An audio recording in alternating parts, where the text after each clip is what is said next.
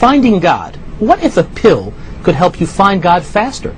Well, a controversial medical study claims an illegal hallucinogenic drug could do just that. But it's setting off a controversy in the medical community. Joining us to explain a little bit more about this study is Dr. James E. Smith, professor and chairman of the Physiology and Pharmacology Department at Wake Forest University Baptist Medical Center. Welcome, doctor. Good morning. Well, how is this different than when I was growing up and hearing about Timothy Leary giving LSD and other hallucinogenics? Well, we were growing up at the same time, and it's very different in that this was a very rigorous scientific study in one of the top-notch human behavioral pharmacology laboratories actually in the nation.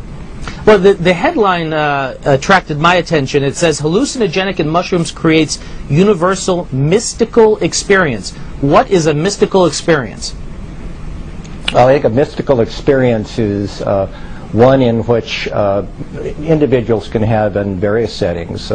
It can be highly religious circumstances, but generally it's a circumstance where one feels that one is really communing with something more than themselves.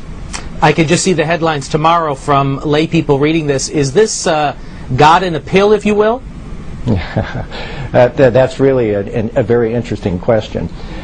Even the investigators really talked about it being a significant mystical experience, and these substances, mescaline, which is similar to psilocybin, and even the magic mushrooms, Mexican mushrooms, have been used by Native Americans for some period of time in various religious experiences that were part of their culture. Now, in reading this article, volunteers, because that's what we should call them, were given this, and about 60% said that this would be one of the top 5 experiences of their lives. That is truly remarkable. It is very remarkable, very remarkable. Is there an area where you can see this being abused, or people reading this article and saying, well, I want to have a top 5 experience and buy some magic mushrooms? That is really always an issue when you find, or when you're working with substances that have effects upon the central nervous system. And in this case, obviously, there's those individuals that would want to do exploration of oneself rather than scientific experimentation. It's clear that what this is, it's the beginning of a very significant scientific investigation of the actions of psychedelics, something that has never been so rigorously performed.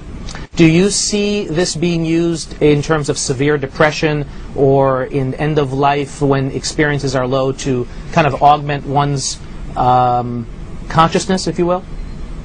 Yes, I think that that's actually one of the first areas that the group from Johns Hopkins wants to actually look at. They want to look at severely depressed individuals, terminal cancer patients, for example, where some type of mystical experience, at least experienced by I believe it was like 70% of the individuals that they tested, in individuals that are terminally ill. And also we should make it clear that the volunteers did have some effects such as paranoia and anxiety. Can you get into that a little bit? Yes, actually, during the psilocybin episode, individuals reported kind of a semi-fear, panic, anxiety. So yes, and if we look back in the lessons that you and I are aware of from the 60s, with LSD, for example, there were circumstances where people were using LSD on a fairly frequent basis, and they might have wonderful experiences, and then all of a sudden have a horrible experience, a horrible panic type of circumstance.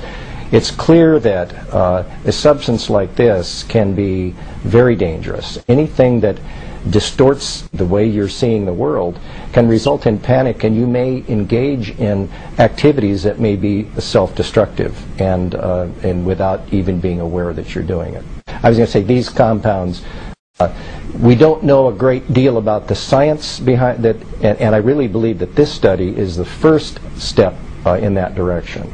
Great. In a Dr. long Smith, time. thank you for joining us. We hope to see you again when these studies continue. Yo.